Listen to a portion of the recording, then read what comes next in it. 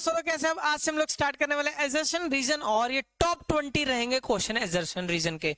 मैं सबसे पहले आपको ये बताना चाहता हूँ कि एजर्शन रीजन आखिर में होता क्या है। ठीक है, एजर्शन रीजन को समझना बहुत जरूरी है कि ये है। एजर्शन में आपको दो स्टेटमेंट दी होगी, एक पहली स्टेटमेंट दी होगी और एक दूसरी स्टेटमेंट दी होगी। और इनके मतलब क्या है, क्योंकि बच्चों को यही नहीं पता लगता कि एजर्शन रीजन की में करना कैसे होता है। क्योंकि पहले आप पूरी वीडियो को देख के जरूर जाना और ये जरूर देख लो कि 4 स्टेप्स कौन से होते हैं। पहली ऑप्शन ये होती है कि ये चीज सही है और ये भी चीज सही है, और पहला और दूसरा एक दूसरे के होने का एक रीजन है, दोनों में कोई लिंक है, इसीलिए ये बोला जाता है भी करेक्ट एक्सप्लेनेशन है इसका। पहला ऑप्शन तो ये आपको दिखेगा हर क्वेश्चन में, ये इसका करेक्ट एक्सप्लेनेशन है। दूसरा ऑप्शन होता है कि ये पहला भी सही है दूसरा भी सही है, पर दोनों में कोई रिश्ता नहीं है, ऐसा कोई रिश्ता नहीं है, नॉट करेक्ट एक्सप्लेनेशन जिसको बोलते जाता है। सी ऑप्शन भी पहला गलत है दूसरा सही है, तो ये तो क्लियर ही है। डी ऑप्शन पहला एजर्शन सही है रीजन गलत है, तो रीजन गलत है इस तरह से। ठीक है, तो कंफ्यूजन कहाँ है बच्चों को, कंफ्यूजन यहीं पर है, पहले दो में कंफ्यूजन, बाकी कहीं पे बिंदास पूरा चलता है। आइडिया क्लियर, स्प्राइट पियो। तो पहला क्वेश्चन आपकी स्क्रीन पे ये रहा, हम लेके आए हैं correct 12 n can and with 0, 12 n can and with 0। बेटे मेरे पास सिंपल सी सुनो, 3 मल्टीप्लाई बाय 10 आप बता दोगे हाँ सर 30 और इसमें एक 0 है, पर वो कोई बंदा ऐसे क्यों देगा आपको। ठीक है, सीधे ही अगर 100 बोलूंगा आप कह दोगे जी 2 0 है, पर वो ऐसे नहीं देगा आपको। इसको जैसे 10 है, 10 को क्या लिख सकते 2 इंटू 5, वो ऐसे हिडन करके फैक्टर बनाएगा। तो मतलब जिसमें 2 और 5 ऐसे फैक्टर हो वो एंड विद 0 हो सकता है, दूसरा तो कोई चीज नहीं हो सकता। 12 की पावर n, 12 की पावर n, तो मतलब 12 को क्या लिख सकते हो, 4 3 जा 12 लिख सकते हो। अगर 2 और 5 फैक्टर है ना तो ये हो जाएगा एंड विद 0, अगर नहीं है तो नहीं है। ठीक है, और आगे 4 को क्या लिख सकते हो, 2 की पावर 2, 3 की पावर 3, 3 की पावर n, तो 2 की पावर 2 n हो गया, 3 की पावर n। यार कहाँ का ये एंड विद 0, कभी नहीं होगा, 0 से एंड ये कभी नहीं हो सकता, पहला तो गलत ही है। N is natural number. दूसरी बात वो किला पूरे एकदम सही बात बोल रहा है, any number and with digit 0 if its prime factor is in the form of 2 की पावर n, ये चीज सही है। तो मतलब एजर्शन गलत है रीजन सही है, ऐसा किस ऑप्शन में, एजर्शन इज फॉल्स। एजर्शन अब बहुत ध्यान से देखना है, एजर्शन फॉल्स है, ये देखा हमने, यस। रीजन ट्रू है, रीजन ट्रू है, तो हो गया ये, ऐसे करते हैं मैं एजर्शन रीजन। नेक्स्ट देख लो फिर। नेक्स्ट है आपके सामने, ये कह रहा root X is irrational number, कह रहा रूट एक्स है वो एक इरेशनल नंबर है जब एक्स प्राइम नंबर है। क्या एक्स प्राइम नंबर कोई भी ले लो, 2 7 11 5, ये सब आप लोगों ने प्रूव भी किए हैं। Let is equal to P by Q where P and Q are integer they have no common factor, contradiction वाला जो आप सभी को आता है यार, तुम लोग मार्च से रगड़ रहे हो, पिछले साल के अप्रैल मार्च से। ठीक है, तो ये एजर्शन तो सही है, और रीजन कह रहा square root of any prime number is irrational number, पहली लाइन भी सही है ये भी सही है, और दोनों में एक रिश्ता है, दोनों में एक रिश्ता है। R is correct explanation of A, दोनों चीजें सही हैं और दोनों में square root of any prime number is irrational number. वो क्यों और कैसे आप लोगों ने 3 मार्क्स या 4 मार्क्स में जो इस पर सीबीएसई में आएगा, तो आप 3 मार्क्स 4 नहीं, 4 तो बहुत ज्यादा हो गया, या 2 या 3 बस, इससे ज्यादा में नहीं आया, 2 या 3 में आएगा, तो आप उसमें चेक कर सकते हो। तो उस अकॉर्डिंग इसका ऑप्शन क्या आ जा रहा है, both assertion and reason are true and R is correct explanation of A, तो ये बात सही है। ठीक है, ये रहा आपके सामने। हाँ जी, कह रहा है x square plus 4x plus 5 है 2 0। हाँ जी, सारे बच्चे पता है क्या करेंगे, पहले ए सही है। क्यों आपको लगेगा सही, क्योंकि इसकी पावर 2 है, जिसके फैक्टर भी 2 होंगे, ये सही होगा। बेटे अगर इसको सॉल्व करके देखोगे तुम, x square plus 4x plus 5, इसके फैक्टर ही नहीं बना पाओगे तुम। 5 1 जा 5, तो 5 के फैक्टर क्या हो जाएंगे, 5 1 जा 5 होता है, तो 5 के जब फैक्टर बनाओगे 5x minus 4 minus 1x plus 5, तो जब आप बेटे इसके फैक्टर बनाने की कोशिश करोगे, फैक्टर यहां से ये बन ही नहीं पाएगा, क्योंकि तुम यहाँ पे करोगे -1, तो ये इसके साथ इंसर्ट नहीं हो पाएगा। क्लियर है, तो ये चीज नहीं बन पाएगा, तो इसके 2 0 कहना यहाँ से इम्पॉसिबल है कि 2 0 बनेंगे कि नहीं। या अगर ये भी चीज आपको नहीं पता लग रही, तो आप डी का फॉर्मूला लगा दो, x square plus 4x plus 5 है, तो ए की वैल्यू क्या होगी आपकी, आगे कुछ नहीं मतलब 1, ए 1 बी 4 है सी 5 है, तो आप लगा दो डी का formula, D equal to B का स्क्वायर माइनस 4 AC, बी का स्क्वायर माइनस 4ac, बी 4 का स्क्वायर माइनस 4, ए की वैल्यू 1, ये क्या है, सी का वैल्यू क्या है 5, तो 16 माइनस 4 5 जा 20 माइनस का 5। ओहो बेटे ये तो नेगेटिव आ गया, और हमें पता है नेगेटिव आ गया तो इसके नो रियल रूट्स क्या है, no real roots as a 2 zeros, इसकी जो रियल जीरोस है वो नहीं है, ठीक है, यहाँ पे 2 रियल जीरोस लिखना था, ठीक है, यहाँ पे हैज 2, यहाँ पे लिख लो रियल जीरोस, एक्चुअल में इसकी रियल जीरोस नहीं है, ठीक है। तो ये जो पहले वाली क्या स्टेटमेंट सही है, ये गलत है, क्योंकि इसकी जीरोस के आगे नो रियल रूट्स है ना, जिसको इमेजिनरी बोलते हैं। तो पहली इक्वेशन एजर्शन इसकी क्या हो गई, गलत हो गई। मतलब रीजन क्या है इसका, सही होगा। रीजन क्यों सही होगा, एक क्वाड्रेटिक इक्वेशन है एट मोस्ट, ये ना एनसीईआरटी की लाइन है, एट मोस्ट 2 जीरो, ये तो याद ही रखो, एट मोस्ट 2 जीरो, ये एनसीईआरटी की लाइन है। कैसे क्वाड्रेटिक इक्वेशन की दो ज्यादा से ज्यादा 2 जीरोस, कैसे, ये ऐसे हो सकता है, पहला केस ये हो सकता है कि ऐसे नो जीरो, ठीक है, दूसरा केस ये हो सकता है ऐसे हो सकता है, ऐसे, ठीक है, ठीक है, इक्वल जीरोस। तीसरा केस ये ऐसे हो सकता है, ऐसे जाके ऐसे, ठीक है, दो पोजीशन पे कट करके जाए, ठीक है, तो इसकी नो जीरो, इसकी इक्वल जीरो, यहाँ पे 1 जीरो है, इसकी इसकी 2 जीरोस है। तो ज्यादा से ज्यादा कितनी जीरोस हो सकती हैं, 2 ही जीरोस हो सकती हैं। तो आपका कौन सा एजर्शन इज फॉल्स हो गया और रीजन ट्रू हो गया, बट रीजन इज ट्रू, तो इसका डी ऑप्शन है इसका आंसर। क्लियर है सभी को, सभी को क्लियर हुआ कि इसका एजर्शन क्या है, फॉल्स है, रीजन क्या है, ट्रू है। आगे देखो फिर, ये if 1 zero of the polynomial, ये तो सिस्टम है भाई, एक जीरो दूसरे का जब भी रेसिप्रोकल होगी तो आपको एक चीज याद रखनी है, A X square plus B X plus C. अगर एक जीरो दूसरे का रेसिप्रोकल है तो हमेशा याद रखो सी इज इक्वल टू ए होगा। और ये ऐसा क्यों होता है, एक जीरो दूसरे का रेसिप्रोकल है, अगर एक एक्स है, सॉरी ऐसे कर लो, एक अल्फा है दूसरी 1 बाय अल्फा है, तो प्रोडक्ट ऑफ जीरो का फॉर्मूला क्या होता है, सी बाय ए, एक अल्फा दूसरी 1 बाय अल्फा, तो ये कटिंग होके 1 हो गया, तो 1 is equal to C by A, तो ए की वैल्यू क्या आ गई, क्रॉस मल्टीप्लाई करके a is equal to C. मैंने तो पहले ही बता दिया कि c इक्वल टू a कर दो।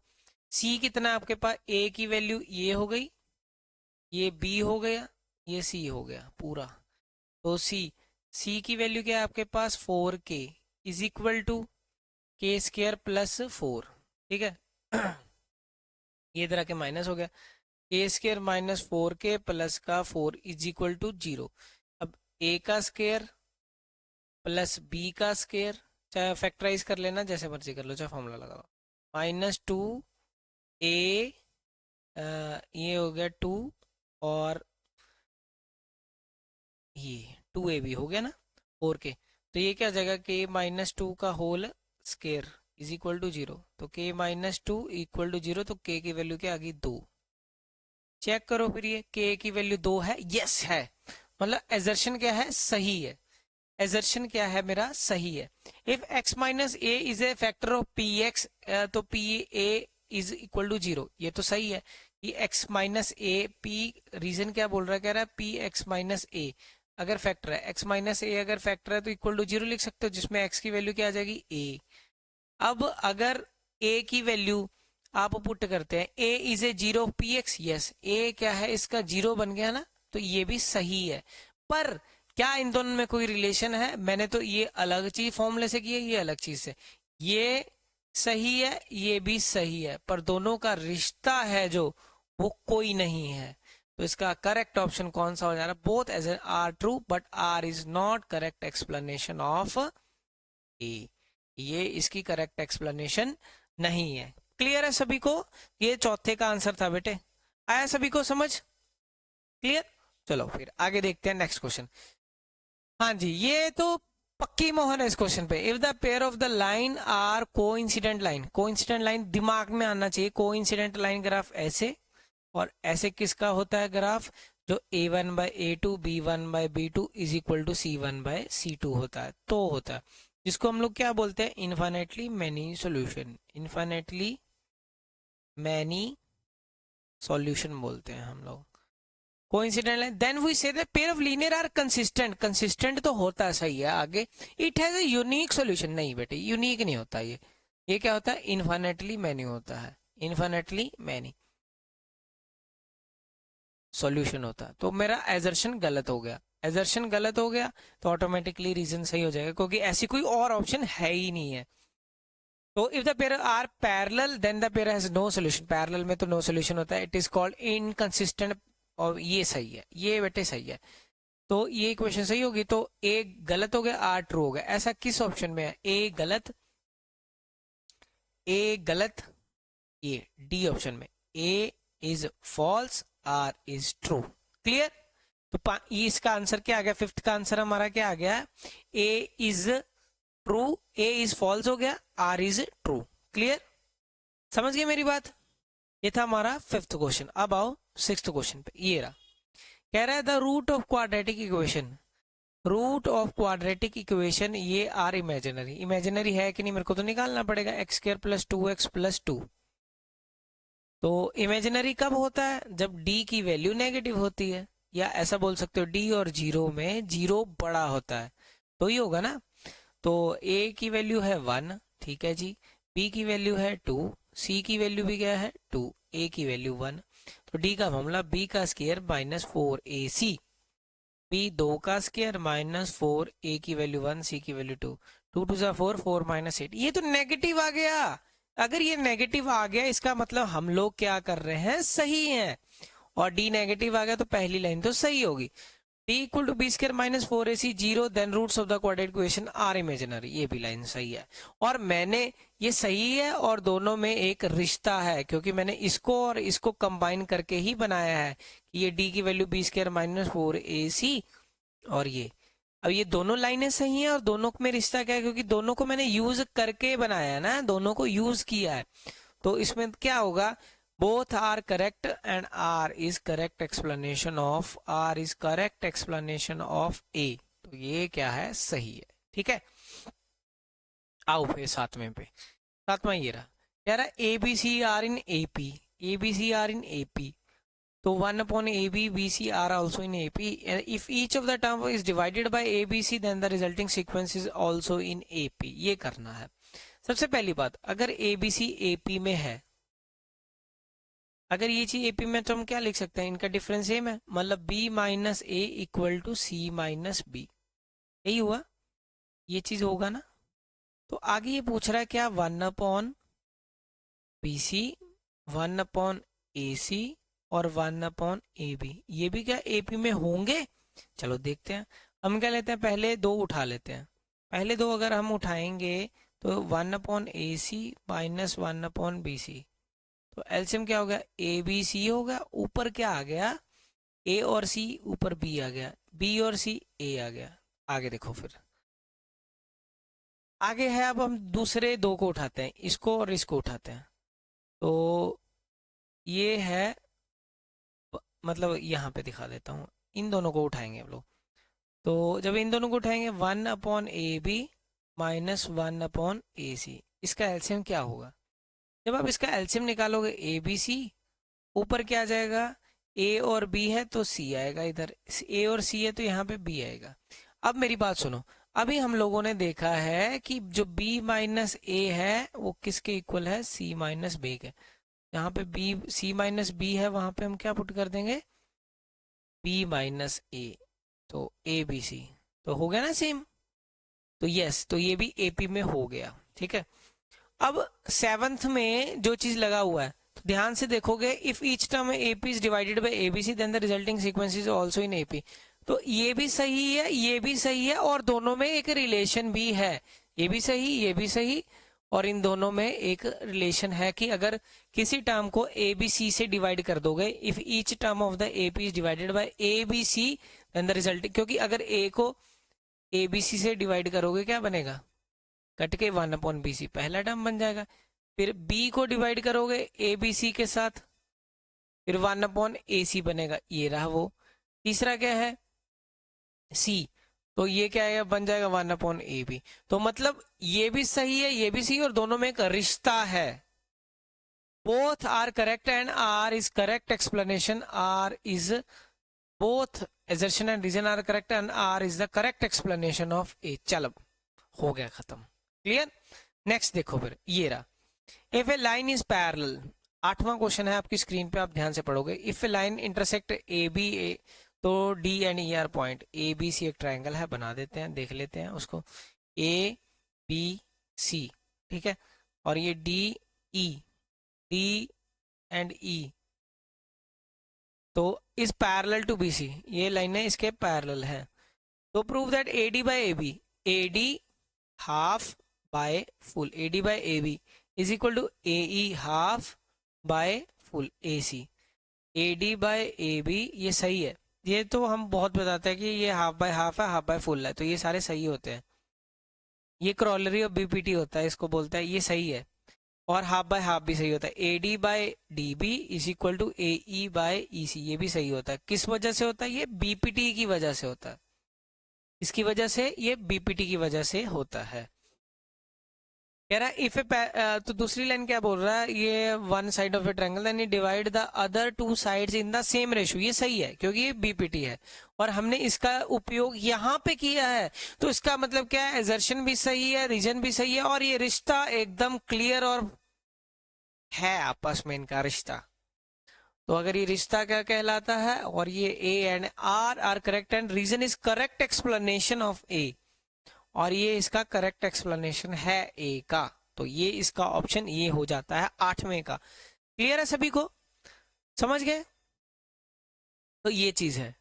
9th देखो फिर ये रहा, ये फिर वही है कि अगर आपके पास दो लाइनें और ये लाइनें पैरेलल हैं, तो ये क्या बोल रहा है, if D and E are points on the side A B and A C, A B C, क्या बोल रहा है, D and E are point, D ये पॉइंट है और ई ये पॉइंट है। तो उसके बाद ए डी की वैल्यू है x, ठीक है, डी बी की वैल्यू क्या है x-2, ये भी ठीक है, ये x-2 हो गया। ए ई की वैल्यू क्या है आपके पास, x+2 है, और इसकी वैल्यू क्या है, EC की वैल्यू क्या है, x-1 है। क्या इनका ratio, if a line is parallel to one side of a triangle then it divide the other two side in the same ratio, क्या ये होगा? चेक कर लेते हैं, हमने क्या पढ़ा, A D by D B is equal to A E by E C. अगर ये हुआ तो ये बीपीटी में होगा, तो ये तो सही हो जाएगा, अगर नहीं हुआ तो नहीं होगा। कह रहा है इज इक्वल टू 4 आएगी, इसकी वैल्यू चेक कर लेते हैं। एडी की वैल्यू क्या है x, इसकी वैल्यू क्या है x-2, और इधर क्या वैल्यू है x+2, इसकी वैल्यू क्या है x-1।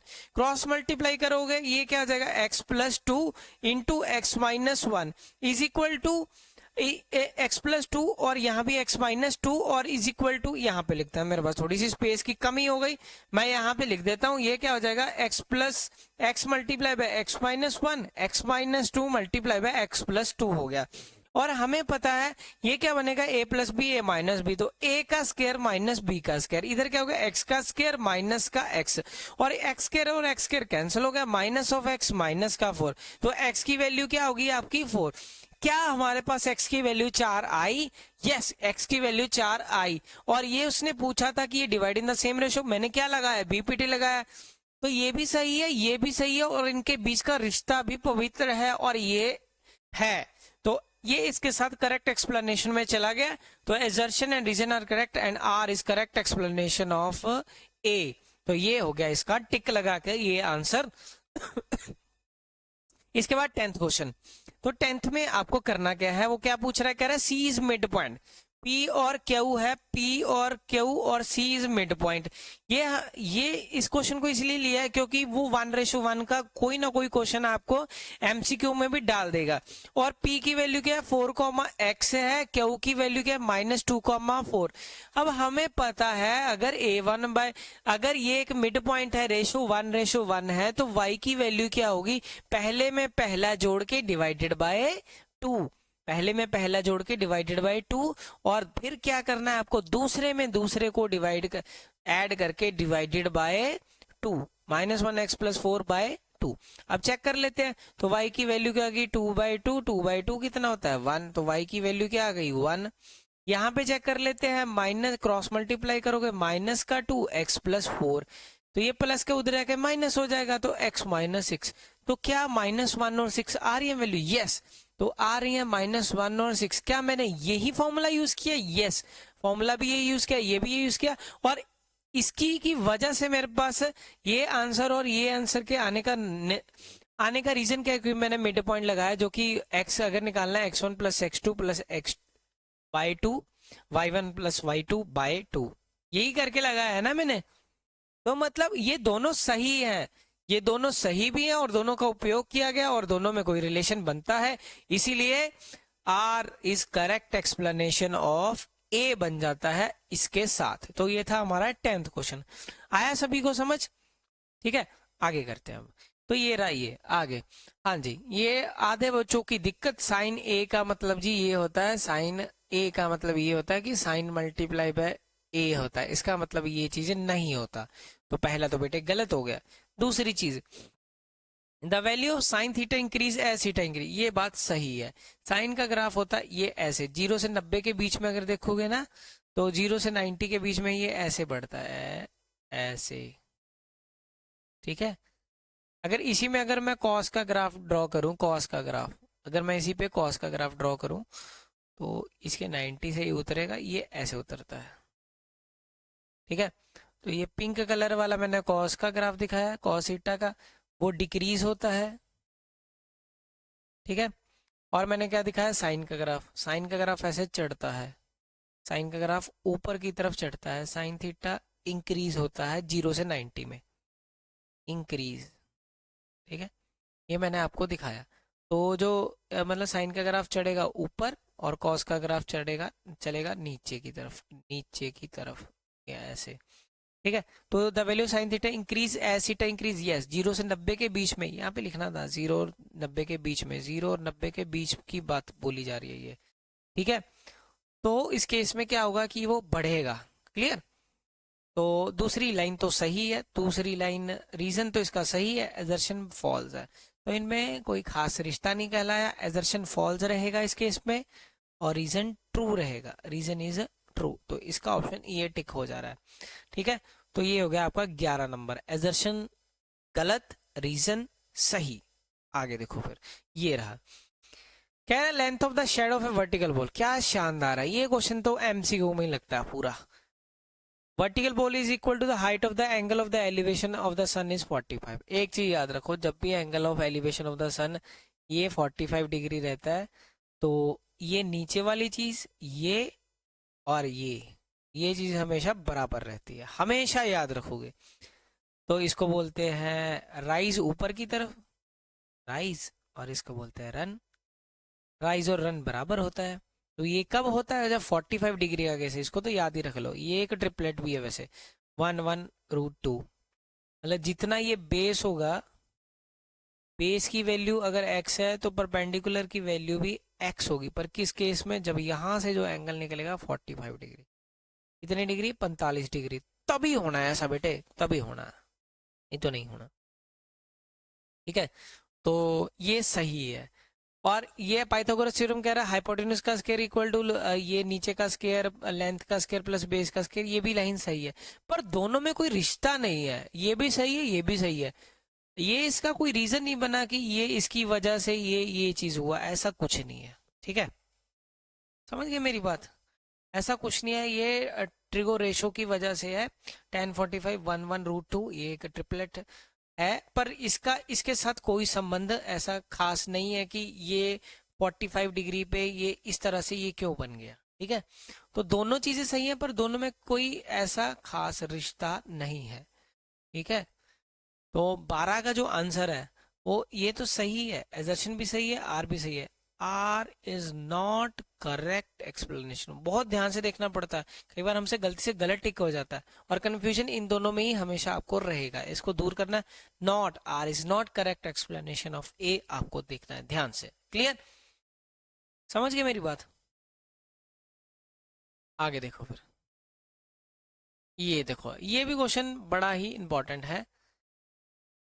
तो इफ ए साइक्लिक क्वाड्रिलेटरल, क्या आप ऐसा भी कर सकते हो इस क्वेश्चन में, जैसे मैंने यहाँ पे ये बोल सकते हो कि 10 45 लगाया जो परपेंडिकुलर बाय बेस पर, मैंने ये नहीं लगाया, परपेंडिकुलर और बेस इन दोनों केस में क्या है, सेम है, x बाय एक्स। या ऐसे नहीं पता लग रहा मेरे को ये पता 1045 की वैल्यू 1 होती है, तो p बाय b। तो ऐसा भी बोल सकते हो कि परपेंडिकुलर बाय बेस है, पर मैंने ये नहीं लगाया कहीं पे कि hypotenuse square is equal to base square. दोनों चीजें सही तो है पर दोनों में कोई रिश्ता नहीं है। ये चीज आई क्लियर? आगे देखो फिर कह रहा है इफ ए साइक्लिक क्वाड्रिलेटरल, एक cyclic quadrilateral one angle is 40 then opposite angle is. तो ये बात कर रहा है एनसीईआरटी के लास्ट क्वेश्चन की, जिसमें आप सभी को पता है कि अगर एक सर्कल एक क्वाड्रिलेटरल के अंदर हो तो उसके ऑपोजिट एंगल का जो सम होता है, ऑपोजिट एंगल का जो सम होगा वो कितना होगा, इसका और इसका सम क्या होगा, इसका x प्लस वाई का सम जो होगा वो 180 होगा, x प्लस वाई का सम 180 होना चाहिए। ठीक है, उसमें एक एंगल 40 बोल रहा है तो ऑटोमेटिकली दूसरा 140 होगा, तभी तो 180 बनेगा ना।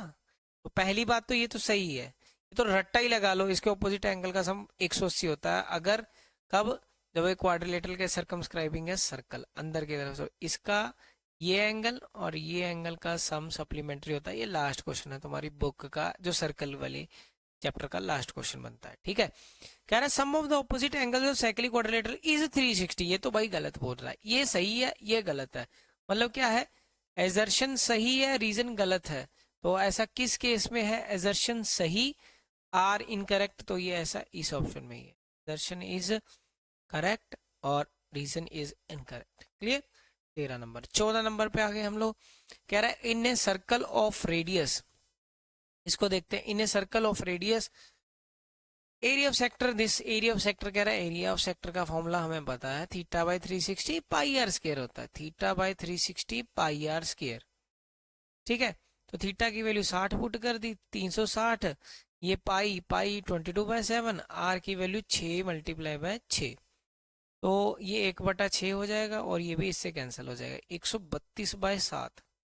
ठीक है, तो 132/7 से ये तो सही है, ये सही है, ये भी सही है एरिया ऑफ सर्कल, पर मैंने फॉर्मूला पाई आर स्क्वायर नहीं लगाया, मैंने formula theta by 360 pi R square लगाया।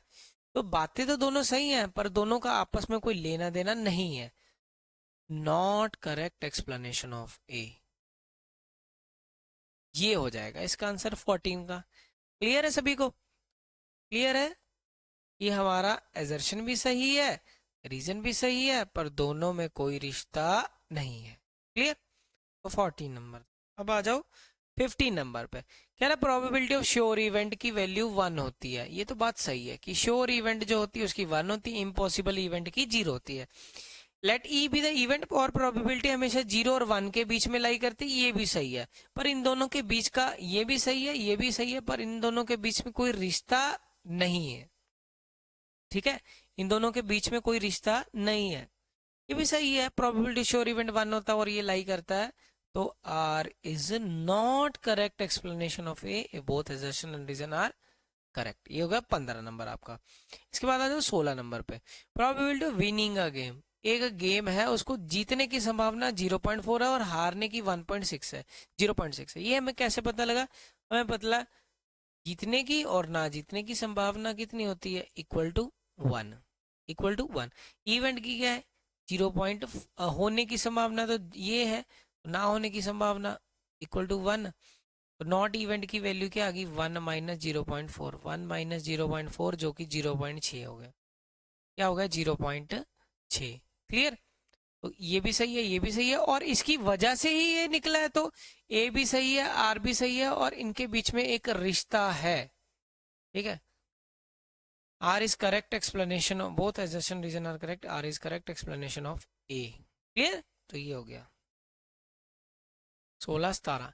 कह रहा है if the cone is half, क्या बोल रहा है, if the radius of cone is half, radius cone का हाफ कर दिया, कह रहा है वॉल्यूम को चेंज नहीं किया, वॉल्यूम कह रहा है चेंज नहीं होगा, हाइट सेम रहेगी, ऐसा कैसे हो जाए, वॉल्यूम का मतलब पाई आर स्क्वायर एच, कह रहा है वॉल्यूम की वैल्यू पहले पाई आर स्क्वायर एच एम, ठीक है, पहले एक इनिशियल, क्योंकि वॉल्यूम ऑफ कोन पूछा है, volume of cone 1/3 pi R square H होता है, तो 1/3 तो वैल्यू कभी चेंज नहीं होगी। तो अगर रेडियस की वैल्यू हाफ कर दी जाए, पाई आर की जगह r/2 कर दिया जाए, हाफ कर दिया जाए रेडियस, और h को कह रहा है सेम रखा जाए, कह रहा है वॉल्यूम ना दोनों का इसका और ये चीज कह रहा सेम आ जाएगा, चेक कर लो फिर। नहीं आएगा सेम, कहाँ से आएगा सेम?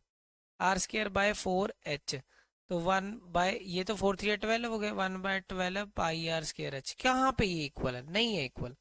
क्या इनमें ये इक्वल है? नहीं। तो ये तो गलत हो गया पहली चीज। दूसरी मतलब सही होगी, radius of half volume is not change if height become 4 times, ये सही है। कह रहा है अगर रेडियस हाफ कर दिया जाए, पाई आर स्क्र एच होता है, कह रहा है पाई की वैल्यू ऐसी छोड़ दिया है, जो रेडियस है, रेडियस को क्या कर दिया, कह रहा है हाफ, तो r/2 का स्क्वायर।